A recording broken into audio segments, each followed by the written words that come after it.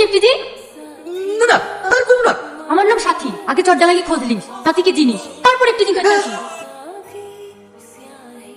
এলেন সেটা কামার আকলি গেলাম না। না না ও টাকা লাগবে না। ছেলেগুলোকে উচিত শিক্ষা দিয়েছে, প্রতিদিন স্কুল যাওয়ার সময় মেয়েগুলোকে ডিস্টার্ব করে। আর আপনাদের ভালো লাগে দেখতে, আপনার মেয়েও তো এই রাস্তা দিয়ে স্কুলে যায় নাকি? প্রশ্রয় না দিয়ে যদি কানের নিচে দুটো দিতেন তাহলে আর কোনো মেয়ে গিফট করার সাহস পেত না। এলেন ধরেন।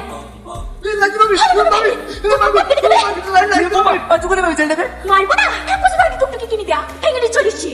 এমন কোনো খালি ছেড়ে যেখানে পারে তো সেখানে লোকসান করে চলে আসলো। এই তোর মরা মায়ের সাথে টুকটুকি ছেড়ে দেবে চল ওর কথা করে কোটা বলে মাটাকে খেয়েছে এখন আমাদের পিছনে লেগেছে। বৌমা কেন আমি বলতে চাই নাকি? তো সারাদিন কম করে না, তাদের টোটো চালানো না তুলে যাবে ঘাস কাটা, তুই তো করে সব কাজ। তুই এমনি এমনি করবি কি জানা না? এই বাড়িতে থাকতে হলে কত খাটি খেতে হবে, ওকে বসে বসে খেতে দিতে পারবো না। আপনাকেও না। আজ এই ওষুধ খেলো, ওষুধ খেতে খেতে টাকা পয়সা সব শেষ হয়ে গেল। এখন না দিলে তো দরদ উঠছে। চাবড়ি রেডি হয়ে নিগা, তো যেতে হবে।